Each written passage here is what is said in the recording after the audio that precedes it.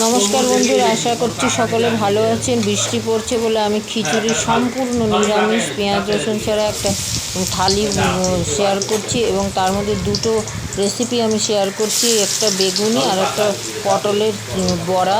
আমি বেগুনির জন্য তেল গরম করতে দিয়ে বেগুনকে গোল গোল করে কেটে একটা ব্যাটার বানালাম, বেসন দিলাম, তার মধ্যে শুকনো পোস্ত দিলাম এবং শুকনো লঙ্কার গুঁড়ো, নুন, হলুদ দিয়ে তেল গরম হলে বেগুনটা চুবিয়ে গোল গোল করে বেগুনি ভেজে নিলাম, লাল করে তুলে নিয়ে তারপর আমি পটলের বড়া বানানোর জন্য পটলকে কুচি করে আমি একদম বীজ ছাড়া পটলকে কুচি করে নুন মাখিয়ে রেখেছিলাম, জল সরে গেছে, তার মধ্যে কাঁচা লঙ্কা কুচি দিয়ে আর একটু নুন দিয়ে ওই ব্যাটারে দিয়েই আমি লাল লাল করে পটলের বড়া ভেজে নিলাম এবং তুলে একটা আমি শেয়ার করছি খিচুড়ির থালা। খিচুড়ির মধ্যে আমি খিচুড়ির সাথে আমি দিলাম পাঁচমিশালি তরকারি, পটলের বড়া, বেগুনি, বরবটি আলু ভাজা, পাঁপড় এবং লেবু দিয়ে আমি আমার হাজব্যান্ডকে খেতে দিলাম। তার ভালোই লেগেছে এবং আমার ঘরে আমরাও খেয়েছি, ভালোই লেগেছে।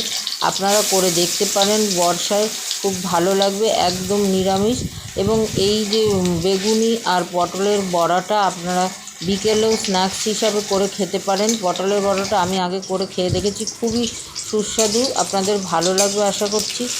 আপনারা আমার চ্যানেলটাকে সাবস্ক্রাইব করবেন, শেয়ার করবেন এবং আপনাদের যেটা খারাপ লাগছে সেটাও কমেন্ট করুন।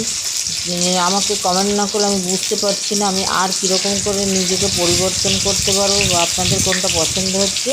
দেখা হচ্ছে পরের ভিডিওতে, ভালো থাকবেন।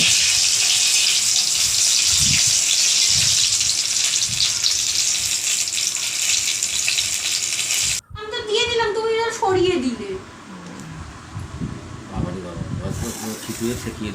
দাঁড়াও দাঁড়াও দাঁড়াও দাঁড়াও, পুরোটা সব আনবো তবে তো। দাঁড়াও দাঁড়াও, ওটা কি হচ্ছে? ফোনটাকে এরকম উপরটায় নিয়ে আসো, এর উপরটা সোজা করো, উঁচু নিচু করে রেখেছিলেন, এগিয়ে নিয়ে আসো সামনেটা।